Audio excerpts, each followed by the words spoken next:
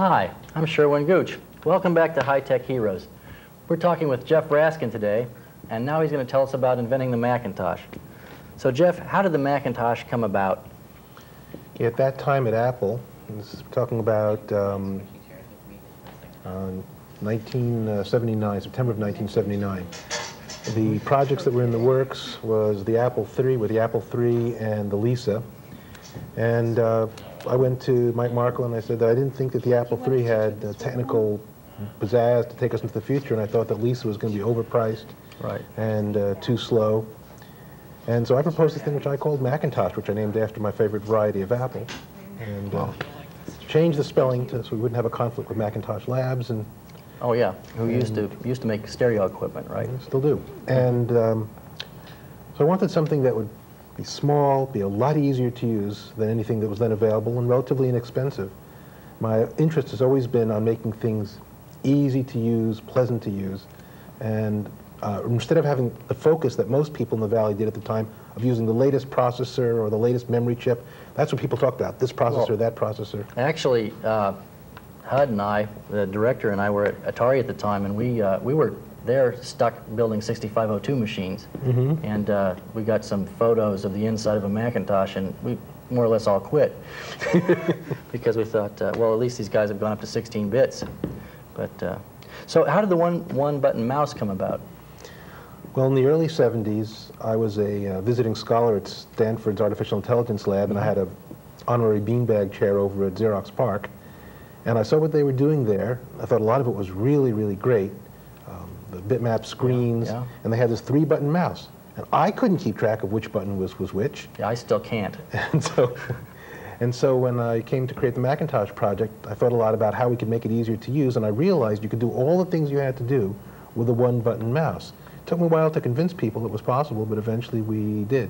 And it's a very natural thing to just grab something and move it. I mean, what could be more natural? But in hindsight, that's easy to see, I guess. Well, was there the 3-button mouse you can grab and move things too, but the 1-button mouse is just a lot easier. Yeah, but you don't usually grab 3 things.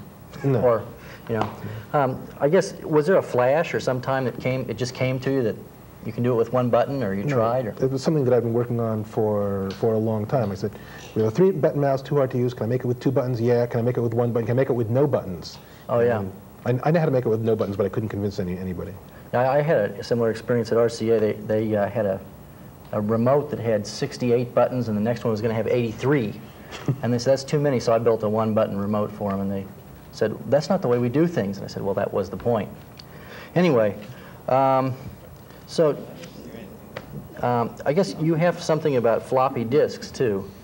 Well, why do we have to format floppy disks now? The very phrase you used, we don't do things that way, is almost exactly what happened to me. When we were putting the first floppy disk drive on the Apple II, Steve Wozniak and Randy Wigginton were working on it. And in those days, I pretended that I didn't know anything about computers, so I could say, I was in charge of writing manuals, so I could say, you know hardware, you know software, I know how to write manuals, I don't tell you how to design hardware, you don't tell me how to write manuals. And that way I could run things pretty well. And you, in fact, kept your degree a secret, didn't you? That's right. I didn't. Well, you didn't have to fill out, I was the 31st employee, and you didn't have to fill out any kinds of forms, so nobody knew what kind of background you had. So no forms? You didn't have to sign an intellectual property agreement? Nothing. I never signed anything like that. No. Oh, well, so, I mean, presumably you could collect on the Macintosh then. Anyway. So they were working on it, and I was writing the manual for the disk drive, and they had this thing, this init command, which is disk formatting command. So I'm playing dumb, and I come in and I say, what does this command do? I don't understand it. And they say, well, you see, before you can write on a floppy disk, you got to put all these little marks on it. And I said, yeah, but it's spinning around. Why can't you do that while you're writing the data? Of course, I knew very well you could. Had I taken more computer science probably than anybody else in the company at the time. And so they thought about it for a while, and Woz said, yeah, that's technically possible. Let me make sure I understand the scheme. So the scheme would be, you've got an unformatted disk. You put it in the computer wants to write something, so it just writes as much directory and then as much tracking information as it has to. As it needs at the... So you have to write a whole track at a time, I guess, of sectoring information. Well, I don't really care about the technical details. I guess the important thing is that... sort of trailblaze and just make available what you need. But however it works inside, the important thing is that the user would never have to know about formatting, would never have to waste time doing it. So think about, there's over 50 million personal computers. Everybody has at least 10 diskettes. Every single one of those had to be formatted. 10. Each one of those takes 2 minutes. Well, I've calculated it out.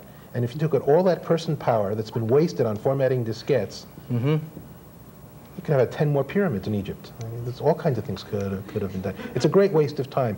And I got that, and when I asked, after I explained why it would be better, and I explained to Woz and Randy, one of them, I don't remember which one, said, well, it's not done that way. Yeah, nobody does it that way. And because of that one sentence, just think, if Apple had done it that way, that was the first floppy on a little portable, I think, on a little home computer. It was one of the first. Then it would have been so much better. Everybody would have had to have done it. We would have saved literally millions of person hours of time.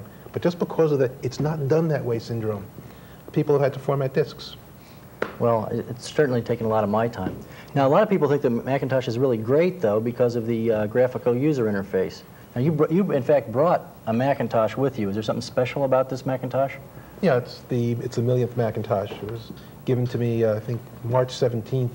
And that looks like a Mac Plus. Yeah, it was back from 1987. That is literally, would you believe that that's the only recognition I've ever gotten from Apple, either financial or otherwise, for creating the Macintosh project? They're probably afraid to. You know, look what happened when they talked about Apple records. Anyway, so about the graphical user interface. Now, that's really the thing that distinguishes the Macintosh, and people think that was really a great thing, and that makes it a great computer. I mean, do you agree with that? It was a real distinct improvement over what came before. And I learned a lot from Xerox PARC, and a lot of their influence shows in it, plus a lot of stuff that I did and that lots of people who came after me at Apple added to and improved. Macintosh is not, any computer is not a one-person project. I started it, got it going, but lots of other people made a lot of contributions to it. But the interface is now, it's 1992. That interface, based on work from 1972. In those 20 years, people say that this industry goes fast. For me, it drags its feet. It's just because we haven't had any real improvements in the interface, except for one or two projects that I've seen, in a decade now. So you were going to show something, I think, about good versus better? Well, that's, people think that the Macintosh interface and the other ones that are like it, the various windowing interfaces, are good. But I think that they're not. They're actually quite terrible. The other day I hooked up